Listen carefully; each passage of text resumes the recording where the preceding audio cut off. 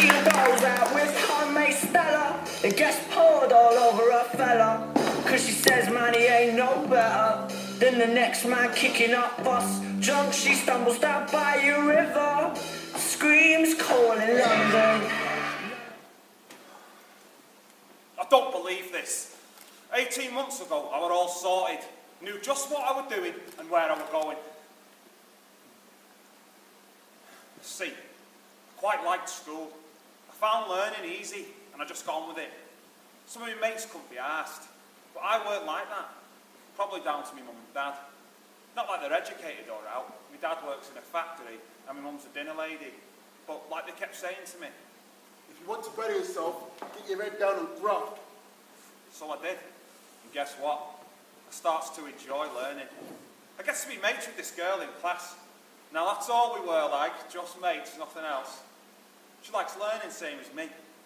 And that's what gets us talking. Apart from that, we're opposites. I'm from off the estate and she lives in one of them posh houses down the village. Her dad's a solicitor like, so she don't want put out. Her name's Francesca. There's not a lot of them on our estate. We were talking a lot as well about what we were going to do. Both agreed we'd go uni, but after that we were different. She wanted to be a big business executive, but I fancied her dad's job. See, I'd come across solicitors before. My big brother had dropped himself in it once, nicking cars. Of course, when they got caught, it had to be dickhead who were driving. So, we were up in court, and I met this bloke who was defending him. Seemed right up there in Ponce, with no clue about lads from estates like our kid. Said he'd try and get him a conditional discharge. And he did. So I suppose he weren't that bad. But it got me thinking, why can't we have solicitors that understand estate lads? And that's what led me to thinking of going there. Anyway, we're working for us GCSEs, but Francesca's a bit out of it. Like, she's keeping herself to herself and not talking much. So I push her, I says, it's not fair, we're mates like. But you could trust me. So it comes out. Seems her dad's done a runner with his secretary.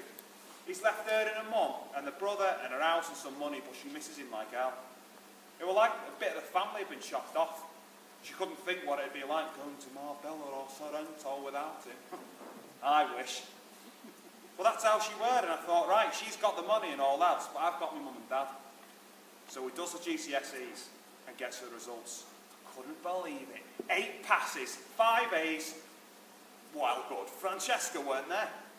Looked for her results. I was gobsmacked. 3 passes, 2 C's, and a D. I've been sure she'd have come out better than me. Seems like her dad leaving really screwed her up. Still, at least I'd made it. A-levels next, then uni. Crap. See, school's not all about learning. It's about making mates and what you do with them.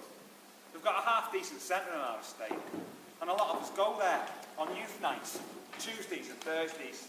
So on Thursday, Lewis, who's a bit of a leader, says, why don't we meet down the park tomorrow?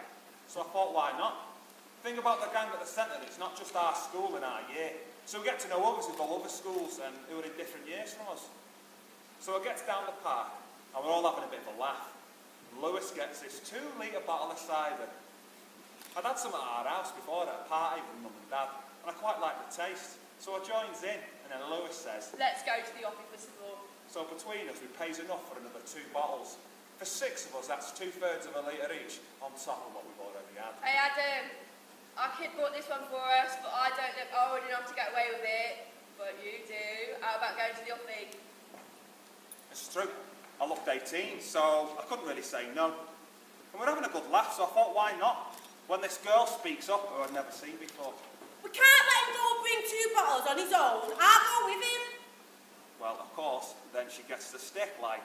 Ooh, fancy him, dear. Want to pull against Shelby? No, I don't, actually. But if I did, what is it to you? And she turns and walks off to the offie. So I walked after her. I didn't rush to catch her up, because I didn't really know what I was going to say. And anyway, she has this figure that wiggled her hips as she walks, so I'm quite happy following her from behind. But then she turns around and says, Hey, I'm not on my own, you know. You can't walk with me. Sure first time out on a Friday night, innit? yeah, I replies, not knowing what to say. I said, not from our school, are you? No, I go Joey's. St. Joseph's, a Catholic school on the other side of the estate. By the time this is all done, we're inside the offie, so we stop talking and go in. He picks up the bottles of cider, puts them on the counter with the money. The bloke didn't even look too closely, just bagged them for us, and we walks out. Yeah, give us a swig of one of them. What do you mean? I says, startled like. They're for everyone. Don't be daft. You allow first drink for going. She grabs one of the bottles, opens it and starts knocking it back. Jams it to me, so I take a swig. By the time we get back, I'm feeling quite lightheaded. In fact, we were all well pissed by the end of the night. So I'm sitting on the grass next to Shelby. She whispers to me. Hey, you know what I said about not fancy you? Well, I didn't mean it. You can walk me home if you like. Well, she was fit enough, and by that time, I'd have fancied anyone. So off we goes. Walking home weren't quite what happened, more like wobbling and falling over. Anyway, we gets to her house. It's all dark. Hey, the mum and dad will be out till for at least 2 hours, so what do you do? No prizes for guessing the answer. And in 2 minutes, we're in her front room kissing for England. Then her hands start wandering, we start getting each other's kit off. Hey, I says, you have to be careful. You got out. Don't worry, I'm safe. And that's how it happened. We swapped mobile numbers and I cuts back home through the park. Next morning I wakes up about 10 with a steaming headache. My mum turns to me and asks how I'm feeling. I tells her rough and she says, Good. Maybe that'll teach her. I never want to see you like that again. right then, it was the last thing I ever wanted for myself. I discovered my phone weren't near the bed as normal. Looked everywhere, but it'd gone. Must have dropped it like walking home. Sod it, I'll have to do without. I can't afford another, and no way I'm asking my mum for help. Didn't go out much after that, except to the centre. I thought about the night with Shelby. It knocked me back having that hangover, and I sort of blamed her for it. I had my future to think of, and what A-levels I needed to go and do law at uni. I'd sorted it all out with my year teacher, and we're just getting ready to go back in September, when I get this anonymous letter. This was found on the park bench. I guess it's yours. Forgot I'd got it. Sorry for the delay. And I remember now. I sat down on the way back from Shelby's and it must have fallen out of my pocket. Thank God I put my details in it. Loads of missed calls, 6 recent ones from Shelby. I thought like happens she fancies a bit and wants another sesh. I went and asked one way or another, as long as it was nothing serious. I'd set my heart on getting to uni like, and a girl wasn't going to stand in my way. Prat. Anyway, I texted her and she texted back asking to meet urgent. So we meet in the park where we'd met before.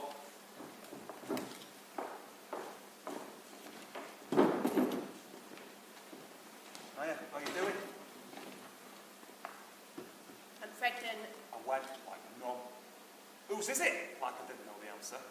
Yours, of course. Why do you think I've called you? Hang on, I'm starting to panic. We only had that night, you said you were safe. Yeah, well, I thought I were, but I got the timing wrong. What the fuck does that mean? I thought you meant you were on the pill. I can't. I'm a Catholic, aren't I? Oh, you stupid brat. You should have worked it out when she said she went Joey's. Well, how can you prove it's mine? It has to be. She starts crying. It were only because I was pissed that I went that far. I'd not been with a lad for 2 months before, about 2 months since.